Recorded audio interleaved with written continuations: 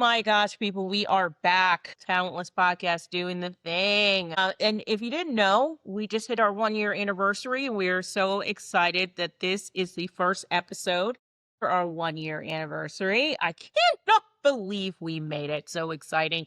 But today's going to be an exciting one. And I know you're like, where is Ashley? She's coming, but we're going to start this conversation off without her, which is going to be interesting because she talks a lot. Anyway, today we are joined by Turk-Haynes, and today Tara's bringing something to the show that no one else has brought yet for us. Tara is the founder of Equity Activations, a people and talent practice she's built on 15 plus years in talent acquisition and people operations. I mean, you've been in talent that long, you got to be tired. She's a first generation college grad and first generation corporate worker. Also very interesting. She's been recognized by the LA Business Journal, featured in Lars Schmidt's Redefining HR, profiled by Business Insider, spoken at RecFest, Culture Amp, Living Corporate. I mean, it goes on.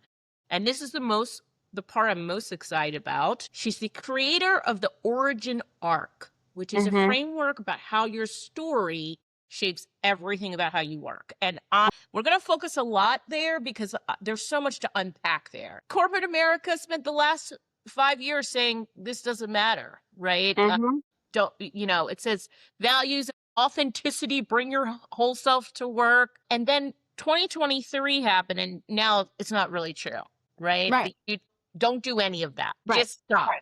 Just So what do you think about what was the spark of the change? Let's delve into your thoughts about all of that first. Yeah. I mean, I think there's a couple of things, right? I think one of the things is when the diversity, equity, and inclusion and belonging have been around much longer than people realize. When I got my job in-house overseeing DE&I in 2020 after the murder of George Floyd, I had mentors who had been doing it for 20 years. So It's not like it's this brand new thing.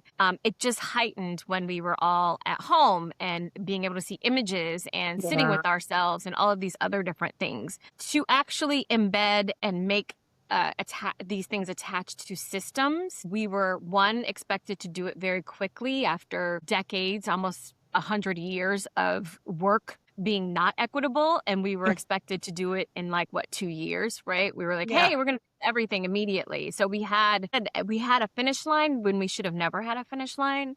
Yeah. In addition, we also thought we didn't share definitions about what this work meant. We thought it was, and I'm not saying we because I did not, but there are people out there who were practitioners and business leaders who were like, if we just bring in Desiree to speak about her experience as being a Black woman in corporate America, then we've done our job, right? We're talking about systemic issues, and we're talking about pay audits. We're talking about biases and performance reviews. We're talking about microaggressions and talent acquisition. We're talking about all of these different things. And that's truly what diversity, equity, inclusion was supposed to be fixing, is how do we remove these barriers of underrepresented people in the office or in a workplace so that they can be successful. And that means veterans, means caregivers. That means, this idea of intersectionality from Kimberly Crenshaw is such a good framework to think about, because not one person is just one social identity. We all have very different things. I'm a Black woman from the Midwest, first time, college graduate in my family, first time corporate worker. English is my first language. I'm thinking about all the different things that make me up. And so there are parts of that were stunted for a lot of people, right, in the workplace.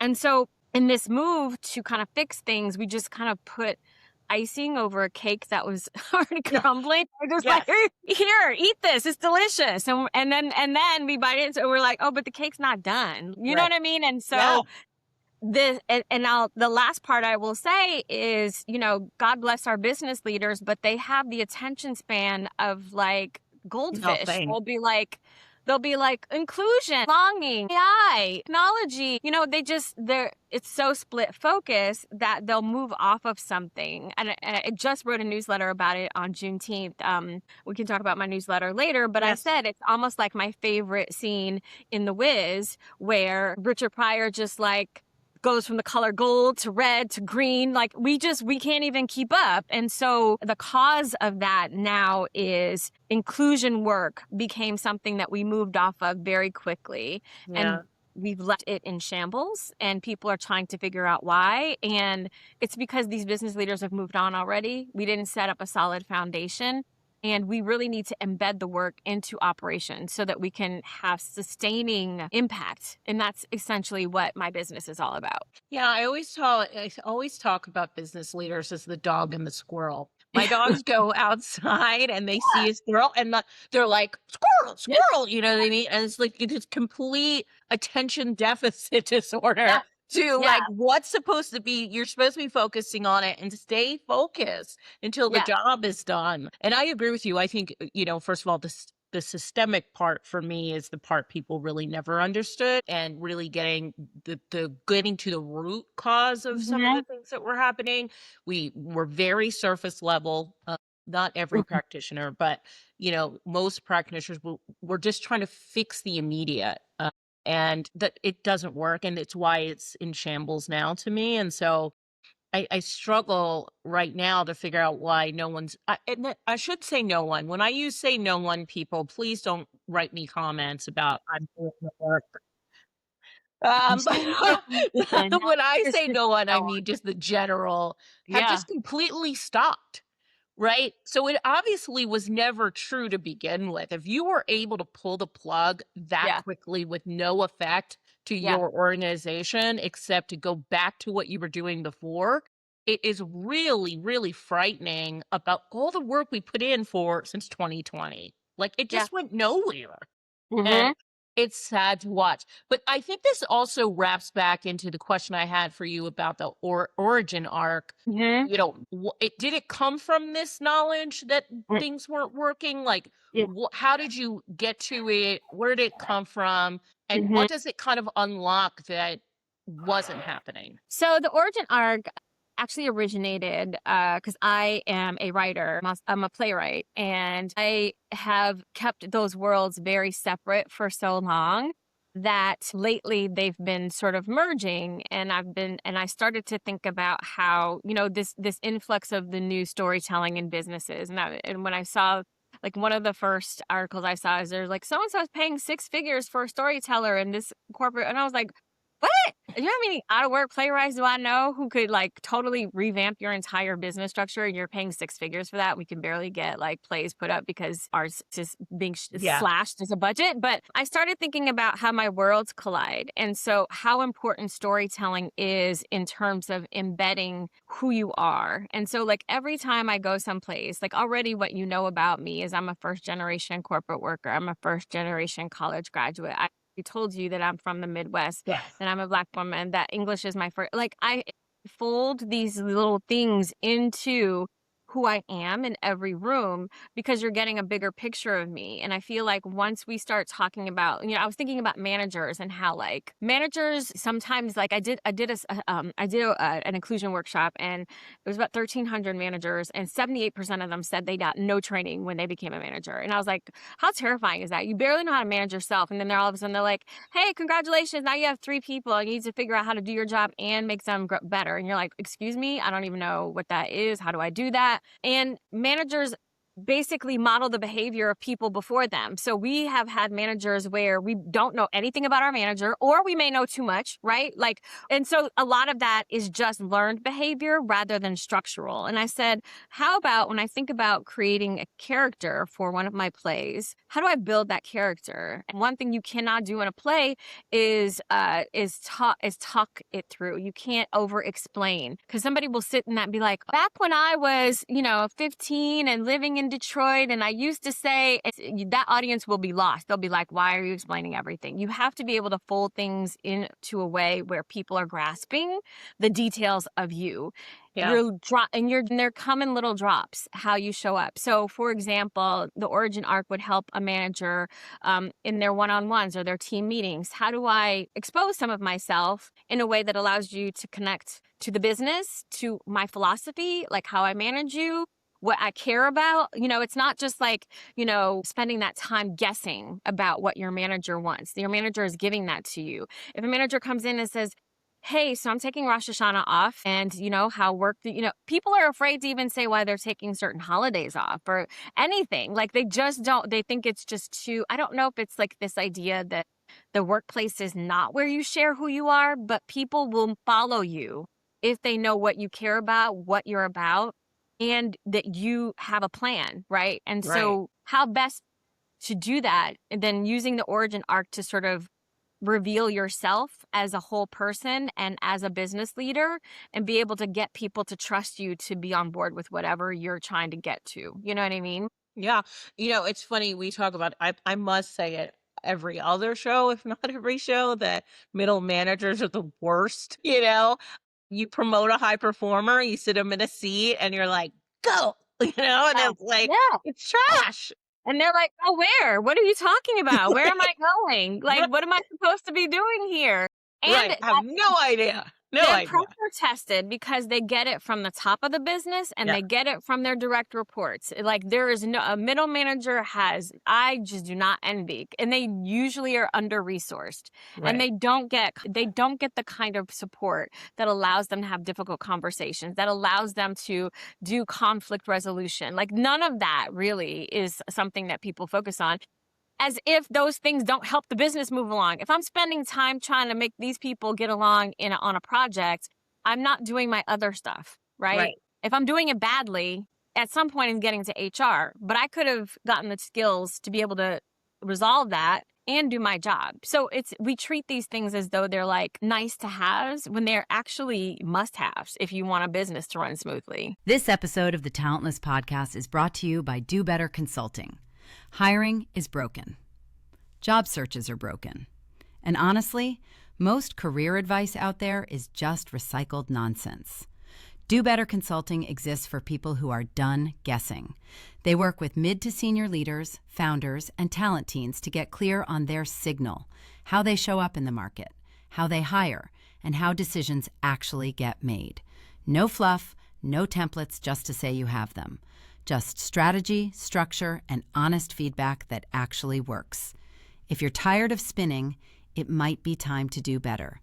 Head to dobetterconsulting.net. Welcome, Ashley. Ashley's here, folks. Hi. Ashley! Hi, Layman. everyone. So sorry. I do agree, though. I do think that there are so many managers that have never, because managing is truly teaching. Like, can you articulate what you're doing enough to impact and like have the agility to meet people where they are and help them develop that? And so a lot of it is teaching, and that is just not a skill set. Just like what Des said, like they hire the best performer. And Yeah. then a lot of their managing technique is whenever everything goes bad, just to hop in, get their hands dirty and, do it. And it's like, you need to you got to delegate, honey. And that's not something that is taught like at all. No, No, yeah, I it's think, and there's true. this idea that you don't have, like, one of the exercises they do in the origin arc is take a moment in your work history that was pivotal for you and write a monologue about it. And write a Mm. monologue from your perspective and then the other person's perspective as well. Because we don't take time to reflect, right? Impact of things that happen to us and then like what we learned from them at all. Like, Mm. because we're not taught to do that in the workplace when actually could benefit you, because think about how many mistakes you would avoid if you actually were just like, let me just kind of think about what just happened here, right? We're just moving on to the next thing. And we don't treat that in performance reviews either. Like if you're, well, I won't say we don't. I think there are really good performance review managers and leaders who do take a moment of reflection. Let's talk about like, how do you think that went? What do you feel? But a lot of managers and leaders don't know how to conduct a great performance review that actually is impactful for everybody involved. It's more like, are you going to get promoted and are you going to get your bonus? Yeah. I want to get a little tactical because this is a show about recruiting and because of Yeah. your experience, I want to like tie it in. So if I'm using the origin arc and I've done the work, how Yeah. does that show up in like an intake meeting or Yes. how does it show up there? So I've done a million intakes in my life. Everyone thinks that it's very logistical. No one ever brings up how they work as a manager, what's important to them in terms of communication. We shorten it to culture fit, but if we want to break that down, what does culture fit actually mean to you? Does that mean that people are communicative in a specific way to be on your team in order to be successful? What kind of manager do you think you are, right? Because that helps us understand what kind of candidates we should be putting in front of you. And if it's a mismatch, then how much time have we lost, right? So we're getting these hiring managers to reveal things about themselves and how they show up and what's really important to them in the intake meeting if we don't know them that well. But even then, if we do know them well, things change. People evolve. You know, like you could be like one way last year and you're like, I had a revelation. I think that I'm actually no longer an afternoon person. I'm a morning person now. So, you know what I mean? Like we're infusing the things that are really sort of going to make a big difference by the time we get to final decisions. And then for the recruiter, hopefully when you go through the origin arc, you start thinking about better questions to ask candidates for them. For those candidates to reveal who they are, right? What's important to you? How do you like to be recognized, right? What's a pivotal moment in your career that really like sort of changed how you think about, you know, collaboration or innovation? Like, how do we ask better questions for people to reveal things of themselves that really will make a difference in the workplace? Yeah, no, I know Ashley's really, and I'm not saying I'm not, but Ashley's really big on the intake meeting. And so I am. for me, I think it should be for all recruiters. I think we do a really horrible job because hiring managers rush us through it or whatever. And I think there's some stand your ground moments you need to have with intakes, right? You know, you need to say, this is important and we're going to go through every question I have until we come up with the right solution or right candidate profile. Anything to add on that intake part? Because I know that's your, like, really a good spot for you. Oh, like 100%. Yeah. I actually just had one not too long ago that went really, really interestingly. And so many of the intakes start with the manager being like, don't you have the JD? Can't you just pull up the JD? And that, I know, I always take a deep breath. I'm like, that's not what this is. Yes, I can read. Thank you so much. Yeah. But I will definitely say that an intake, along with an interview, along with any form of dialogue at all, is really an exchange of information. That is what the whole activity is. And so the better the questions you have, the better of the interaction that this is as far as the data points that we've collected that are relevant, right? And so that is essentially where I think it starts with the intake. It starts with, sure, are there a little bit of logistics of just ensuring that everything we got in that rec request is accurate? We're all on our, all the things. I was going to say P's and Q's, but I don't know if that's a bad thing to say. I need to Google it before I say it, and I just said it. I thought you were going to say it. I said it on my own brain. I was going to, but then I was like, I actually don't know if that's a bad term. I need to look that up. So once you're on all those, now I don't even know where I was headed. I lost the caboose of this thought, which hasn't happened in so long. But essentially, I lost it completely. No, I can't stop thinking about I think I know where you were P's and going Q's. because it is the better the questions for the intake. And for using the origin arc for me, I also have a journalism background. So when I started in talent acquisition, I did not go to college to be a talent acquisition person. I actually didn't, like how many people did, right? So when I fell into it and I was just like, okay, so an intake, and I just this is the thing that I think I love about people with different backgrounds going into certain industries is we bring our background and our creativity into it and we figure something out. And I was just like, well, I've been a journalist and I know the great questions if I'm interviewing somebody, what I'm trying to get at. So I brought journalism questions to the intake and I would just be like, because I'd reverse engineer, like, what do I need to leave this room knowing? And so then let me just reverse engineer these questions so that I'm actually getting to that information that I need. So I think it's a matter of, do you treat the intake meeting as if it's just like something to do on the checklist, right? Check done, intake done, whatever.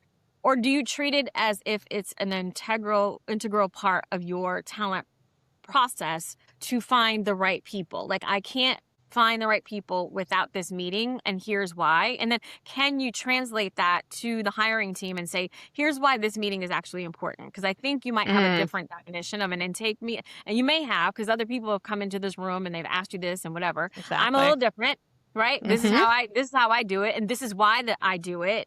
And at the end of the day, the data is the quality of the candidates you're putting through, right? I'm not wasting your time putting people through that you basically said, well, our communication styles don't even match. Like, why am I even talking to this person, right? Waste of candidate time, your time, hiring team's time. It's not necessary. Oh, yeah. Yeah, absolutely. On the flip side of this, like, just as you were talking, I think about the candidates that have to leave their kind of origin story at the door, right? They're, I don't know, they could be neurodivergent, immigrants, formerly incarcerated. I don't know what their story is, right? But there's some origin story that's a big part of them that they're not able to bring to the table. And so that's an interesting dilemma in its own, isn't it? It is. And here's it's the thing, right? Yeah, the iceberg exercise is something I do all the time with my inclusion workshops. But here's the thing is that you don't always, I don't believe in bringing your whole self to work. I believe in bringing the self that you feel the most comfortable bringing. Like, because I'm not going to tell you all my business because I don't know who you are, right? And I don't even know if you care. If you value it, I don't know if this is a safe space. Same with candidates. They're just meeting a recruiter for the first time. So when I say the origin story, I'm not saying completely show the above the waterline and below the waterline. I'm saying, how do you make sure that the person that is the most important to represent in this room is getting that space and that airtime? For example, if you are formerly incarcerated, what are some lessons that really were impactful for you being formerly incarcerated? Is about like change. Like, I had a massive life change when, I was 23 that really made me change how I do Outlook. It made me change how I live my life. You don't have to reveal what that is, but you can say, and then here's the result of that, right? You relearned this thing, I learned this tool, this trade, and it really made an impact on me. So we don't have to just sit with the word. We can dive into the definition or get some details of how we got there, you know what I mean? And help that story come through so people get a bigger picture of who we are. I like that answer. That's a good one. And I agree with you. I don't know that I'm a different person in the world of work, but I'm definitely not my full self because I think they'd be a little overwhelmed by that nonsense. Well, I mean, and and historically, it's just not been safe for a lot of underrepresented people in order to do that. And again, as I talked about before, 2020, everyone was like, solve all these DEIB problems in 2 years, and we didn't. Obviously, so we're still not there. It's a long marathon, y'all. Like, we're still like trial and error, figuring things out, what feels good for you. The one thing we do know is that we can't compartmentalize ourselves at work. Like, you can't, it isn't severance. Like, we're literally, the Audi are definitely the same person. We just need to figure out, like, which details can I safely reveal in this environment, right? And it's not up to you to create that psychological safety if you're an employee. That's the company and the employer that work through that. And they can't be mad at you for not feeling like, everyone's a family here. I just don't believe in that either, right? Like, we all have very complicated definitions of what family means. And using this blanket statement isn't always helpful for people. I also don't think, unless you're making exactly as much as the CEO, the workplace doesn't deserve all of you. Like, they shouldn't. And in a weird way, once I started having that concept of like, you actually don't even deserve all of me. You're only renting based on the pay that you're giving me. You're renting this much of me, which severance mindset, but it was something that did help me start setting healthy boundaries because I can start pursuing work like a passion, like it's my own, and sacrificing my own things to get things done because I just want them done. Like, I'm more psychotic about that than what the actual impact is that's being made for this business. Right. But it's something to where I did eventually, after going through a layoff of a company that I had put in 100 hours a week at minimum, probably for over a year. And we had to do layoffs. And I was like, not only was, because I'm talent acquisition, was every hour of those hours now all for naught, but Yeah. it made me realize like there is no company on the planet unless the CEO is paying you exactly how much they are and everything's Yeah. split and even and you're just a co-founder without the title. Mm-hmm. No, they don't deserve it. I have yet to meet a company that does, at least, I guess I could say. Yeah. But so preserve yourself, like Yeah. all people, because they I just give don't. that advice all the time. I just did that at a conference where on a DEIB panel, I was just because people were like, what do I do if my leadership doesn't care about DEIB? I was like, take that as a data point. Don't care more than they do. You know what I mean? You can't care more than the person who gets paid the most in the company. So it's always just about sort of you're making sure it's fractional like to what you get paid to Yeah. prevent burnout. You know what I mean? Also, like you can't care more than the person who is leading the company. That's just impossible. Yeah. So companies, for the last, 5 years, were telling us that, tell us who you are. We're all about inclusion, blah, blah, blah. And now we're removing equity from job descriptions and relabeling stuff and belonging to, I don't even know. I saw some crazy stuff yesterday and I was like, what is happening here? Okay. Oh, I know. It was DIV. Now you name it some other thing. It's bizarre to me. But what do you think, what story do you think America is telling candidates? And this goes back to being able to tell your story, right? I think that one of the things that probably saddens me the most is that we're in a time frame where if people didn't experience it, then they don't actually quite understand the concept of it. Like we are literally eliminating the concept of history and civics and you know what I mean? Like, and critical thinking is actually on the decline, and reading comprehension levels are on the decline. Like, these are all the studies that are coming out. Like this is exactly where we are. I'm not just saying what my feelings are. Right. So how do we actually just address this idea that critical thinking is on the decline? Because everything else kind of stems from that. Do people know actually the history of where they are right now? Like, do you understand? I've been studying Reconstruction lately, like because, for reasons, but we've been here before, right? And so history does actually just sort of repeat itself.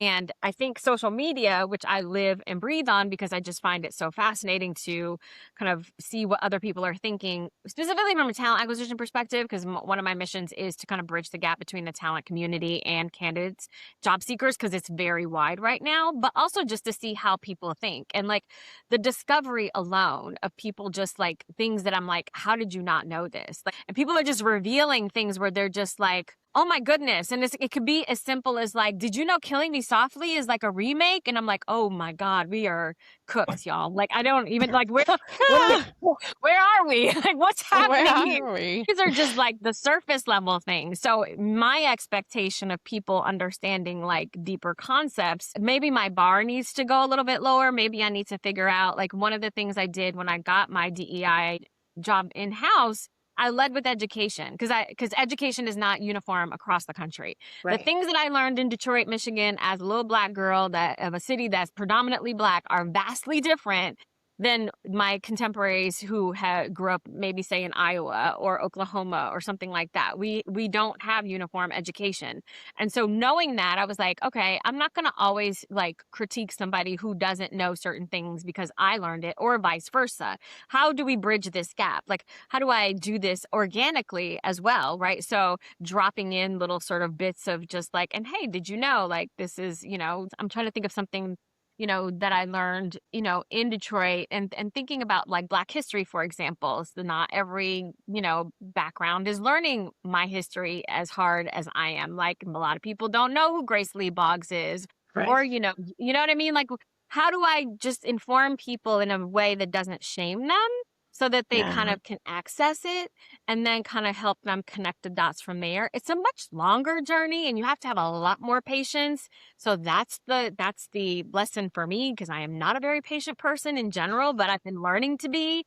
But I'm just like, okay, let me just flow this in, right? Like just like put this thing out there. One of the programs that we did when I was in-house is we had a Black History virtual event. And I always would put like an expert, a famous person, and like one of our employees on the panel because I always thought that it would just be kind of interesting to have that dialogue. one of the employees that I put on our panel was not African American. And he was like, so the funny thing is, hey, I don't celebrate Black history because I'm not from here. I am actually from Nigeria, and this is my, and I'm not even religious. And here's what, and I believe in Yoruba. And people were sitting there going, wow, I never knew all this stuff about him. So like, but I put him on the panel because there's a thing where people just think if you are Black, then you must celebrate like Black history. You must know what Juneteenth is, right? If we back out Juneteenth, I didn't grow up celebrating Juneteenth in Detroit. I did not, but I learned about it later. And so, you know, now we're starting to get into the details of what experiences and lived experiences look like. Yeah, I lived in Kansas for 6 months, and I'm going to tell you, that was eye-opening. Like, wait, you don't know what? You know, you don't know what the Emancipation Proclamation. I mean, it was crazy. And I don't think this should be on Black people or Indian. We shouldn't have to walk around teaching our history, but I do think there needs to be that education because so many people do not know. I mean, you can read LinkedIn posts on Juneteenth and know the education is vastly different about that meeting. I'll take it even a step further, Desiree, and say that I think that if you're a manager that has a very diverse team, it is incumbent on you to understand the background of your team from a cultural, I teach this sometimes, a cultural fluency. If you're a manager, you need to have cultural fluency of your team. You need to understand what matters to all of them and their different backgrounds. And you never know, like, I'm not even saying visually, you don't know, they could all look the same, but they come from different places and you don't even know that, right? So like, how do you have that cultural fluency? And the only way to do that is have deeper one-on-ones, doing things in the origin arc that allow people to reveal parts of themselves so that they can advocate for themselves in a psychologically safe environment, and building that trust over time.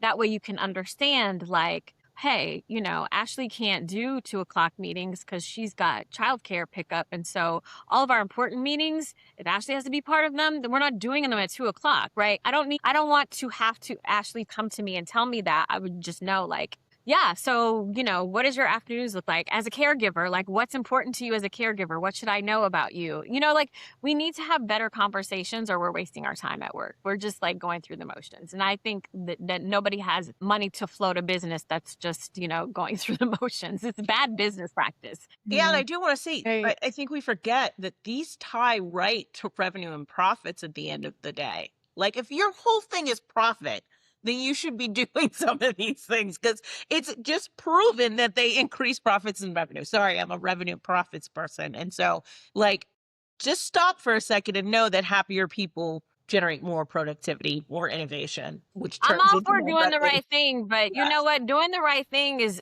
I'm relying on you and your character, which I don't know anything about. Right? I am all about, like, this is how this ties to a better functioning, healthy company. And so this is the reason why I invest in these things so that everybody can then help that. Like, I mean, we live in a capitalist society. Like, we can't ignore that, right? Like, there's a reason why you have a business. You want to make sure the business is successful because everybody benefits from a successful company, especially if you have equitable pay practices. Yes, absolutely. The one thing that I will say that everything that you were saying reminded me of, so literally I made up this quote. The only thing cool I ever made up, but I don't even know if it's cool. I'm about to say it out loud. But anyway, the point is I used to say, there's a quote that always said, all that evil men need in order to succeed is that good men do nothing. And I call cuckoo bananas on that quote. And I actually think it's that all evil men need in order to succeed is that good men be uneducated, because then not only will they do nothing, they will work for you doing the bad things. And so I think that education, whenever it comes to American history, whenever it comes to understanding so many different things, if you want to prevent and minimize harm as a manager, then that means that you're going to need to know these things. And I also feel like education like births and grows empathy, which I Mhm. honestly truly feel is half of the indoctrination logic as to why it is so inconsistent in learning. Yes. I lived like 30 miles away from Galveston and never even heard of Freedom Day, of Juneteenth, anything like that until I was in graduate school. I didn't even know that the rebel flag, sorry to have to say that out loud, trigger warning to the world, but that what that even was. I had no Yeah. idea. And I was like in graduate school finding it out in class because I was Googling it because someone in front of me was talking about it. And I was like, huh? I was like, I've never heard that in Mhm. my life. I don't know if that's true. And I looked it up and I was like, I started crying. I was like, oh my gosh. Because I realized, I was like, so many people in our hometown have that sticker on their truck and have it. And it's like, y'all are driving, like people are driving behind us the whole time. Like, because the Yeah. people in front of me, I was like, I cannot believe this. And they were like, oh, do you want to learn more? And so that for me, graduate school was my breakdown where I had my own kind of personal reconstruction. And kind of got to gain a little bit of that cultural fluency. But taking this back to managers, what you said is so key because if you do not take the time to educate yourself, like I had a few employees that were from Egypt and I didn't know what Ramadan like was or how it moved and different things like Mhm. that. So even just having meetings where it's like, hey, sometimes you have snacks on meetings if they're on this call because they're in Ramadan, we're gonna, take it off camera or what, like Yep. just courtesy, tiny things that Mhm. we could learn from them or change or alter to better benefit. And it truly did too, because they don't really celebrate like Thanksgiving and a lot of other things that we had. So we were Yep. able to trade like just things that were so cohesive and good for the business and produced good productivity because we were willing to ask the question, get educated, grow in empathy, and then actually practice that cultural Mhm. fluency aspect Mhm. as well. So, no, Mhm. I think that you completely nailed it. I also think that this is all 100% by design and it sucks that we have to re educate absolutely every single person that walks into corporate America because holy smokes, y'all. Oh, and I co-sign on everything that you said, and I just feel like one caveat I will say, and one of the things I think a lot of DEI practitioners learned in 2020, 2021 is there are going to be people who are resolutely, unabashedly not going to move. And I use employee engagement and I use sort of that employee engagement framework when you ask a question and you're like, "Oh, how, are you likely to recommend this company to other people?" And when you get the results back, there's like a red where it's like, no.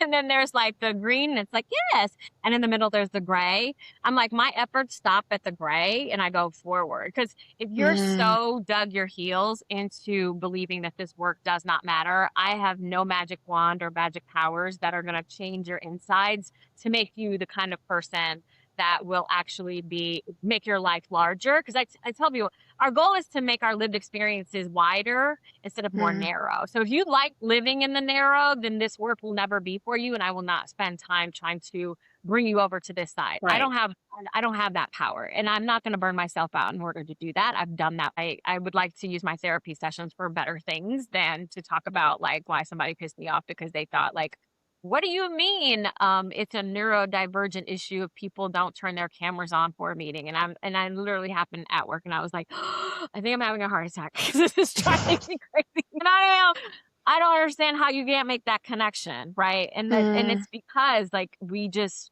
pour into the wrong places sometimes. Yeah, We do. absolutely. Well, I can't get off of this show without talking about AI. And Well, Oh. Lars like, no, I gotta go there. Tell me your actual thoughts about it, how it affects the work that you're doing, how it yeah. affects people and their stories, whether it flattens them, helps them, all this stuff. So early on, I was lucky enough to take an AI ethics course with Dr. Jade Singleton because I wanted to know more about it. And like that's what I do before I start running my mouth off about something. I just try to figure out how much information can I get. And then this is when I started thinking more in depthly about like climate change, obviously. And I also am very practical. We can't put a genie back in the bottle. Like it's here, right? And it's been around Mm. for 100 years at this Yeah. point. You know, we just literally had an increase because of a couple of people who were just like, I'm just going to make this a hostile takeover of corporate America, right? And I'm going to make a lot of money out of it. Before it was just like some chatbots that we didn't even know about, and we're just like, Right. hey, that's fine. But now we're like, hey, it's going to take over. I think there's a lot of things. The technology is moving faster than a lot of our critical thinking. So this is one of the reasons why we're having these such interesting conversations about it. I mean, I don't know about you. I do use AI regularly, and I don't foresee it taking over my job anytime soon, because there was a whole day where my AI agent thought my last name was Brown, and it could not tell me why. And so I was like, well, you know what? And we fight all the time. So I Mm, think there's this idea of like the shiny PR version of AI, and then there's the actual practical thing of both of us who work in it. We know what its capability is. Yes, it learns pretty fast. There's also a lot of things we don't know about it. I think there's a lot of, once we get to tokens, how much is that actually going to cost? So all these leaders who were just like, haha, everyone's laid off because of AI. It's going to be so great. And then they're like, wait, how much does it cost? And that's another like, wait, it's more than Desiree's salary. Right. mhm. Where's Desiree? Let me go get Desiree Right. back.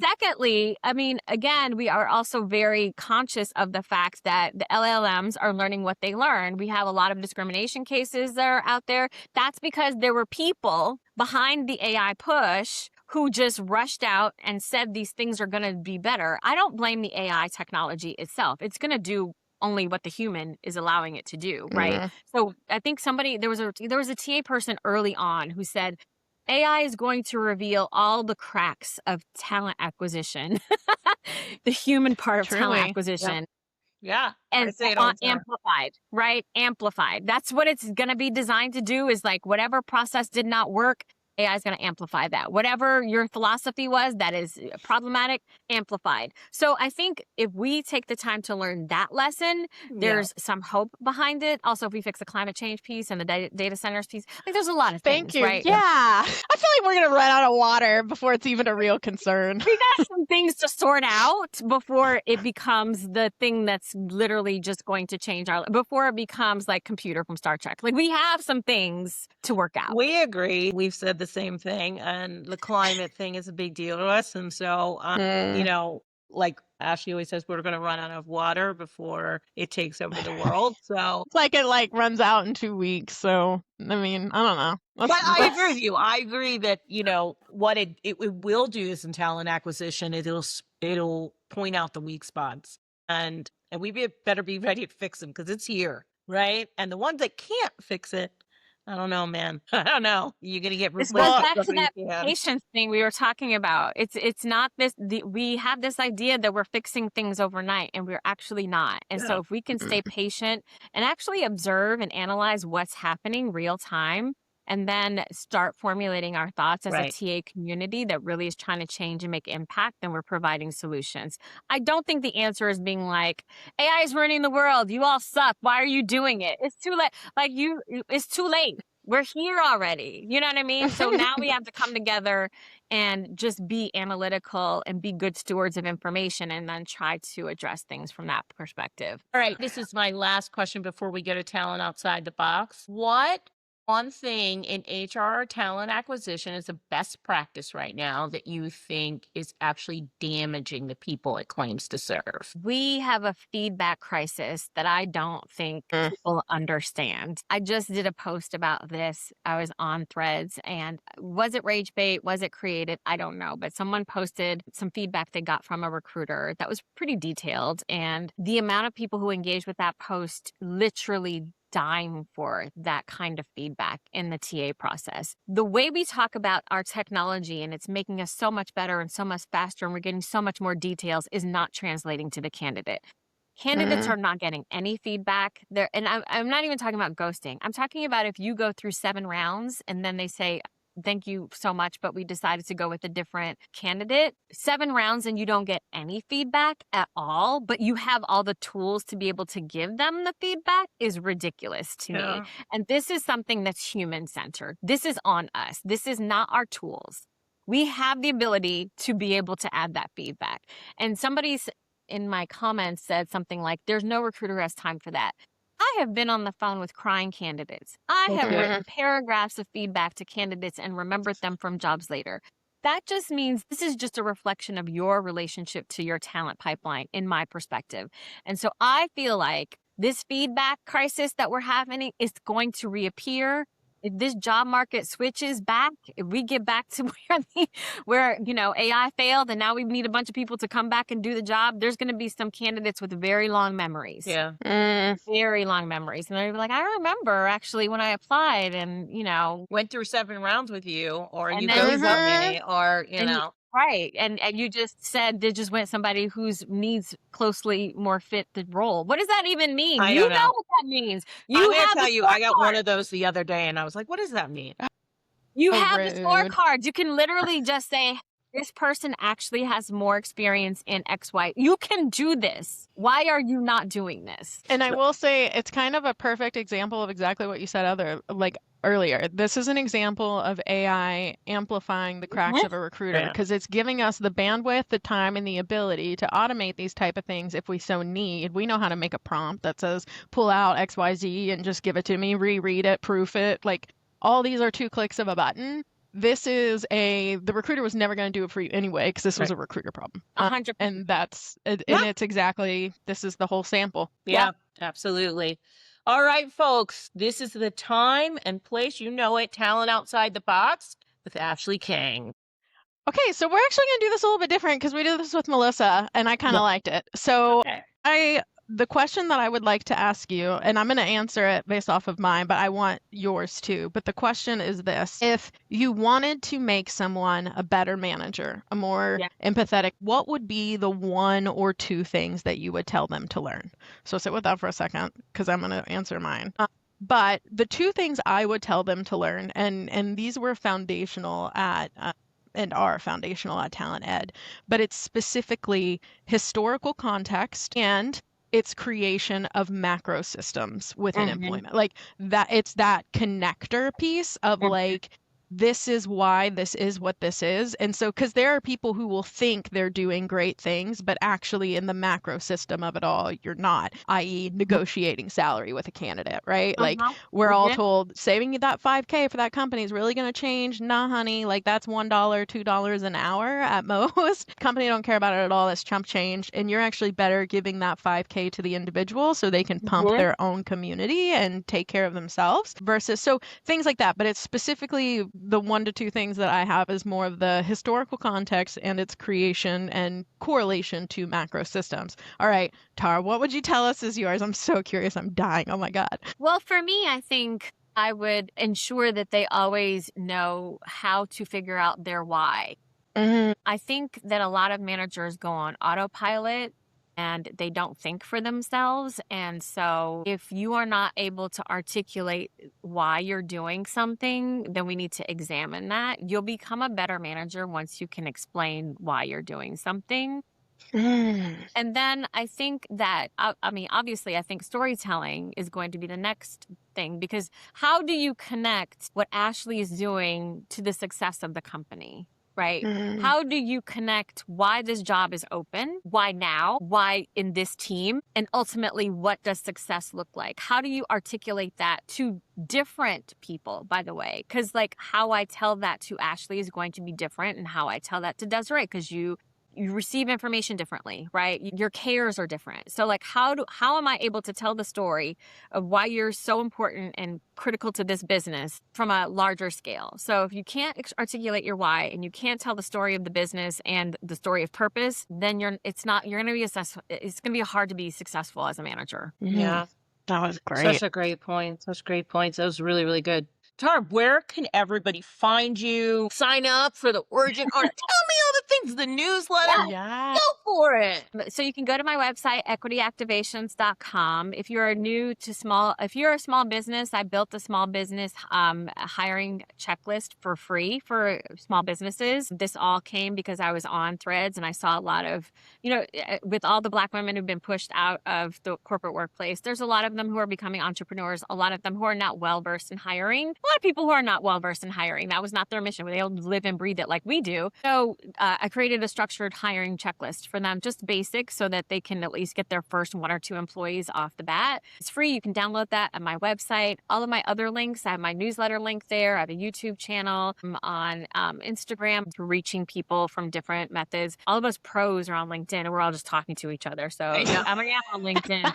We're just talking to each other a lot of the times. I want to reach people who are not like there. And so I do spend a lot of time also on Threads, and I'm very spicy there. So just word of caution. But Haynes on Instagram and Threads. And but I think those are also linked on my website as well. So the website is the go-to for everything, and you can find me in all those places. Well, it's been fantastic. Listeners, here's what I'm taking from this one. Every hire is a story. Every interview is a story. Every team is a collection of stories. And the companies that figure out how to really listen and actually listen, to use origin stories as their strategy, are going to be the ones that win. Go build your teams. Go do things right. Go get those stories. Have receipts. Do all the things. And then you build the credibility to prove it. Thank you so much for joining us. It's been fantastic.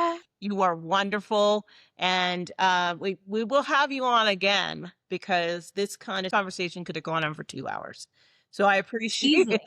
For 2 days. Why limit us, girl? We already did a conference. Let's just do a conference. We had a whole conference already created just now. Beep. Well, to the listeners, we will see you next time. Listen to us next time. Follow us on LinkedIn, YouTube, Blue Sky, Threads, all the things. We're everywhere. All the places. And if you haven't joined our giveaway yet, go to Talentless Anniversary Giveaway 2026 to win some prizes. Bye. Thank you. Bye. Bye. Bye. It's still going.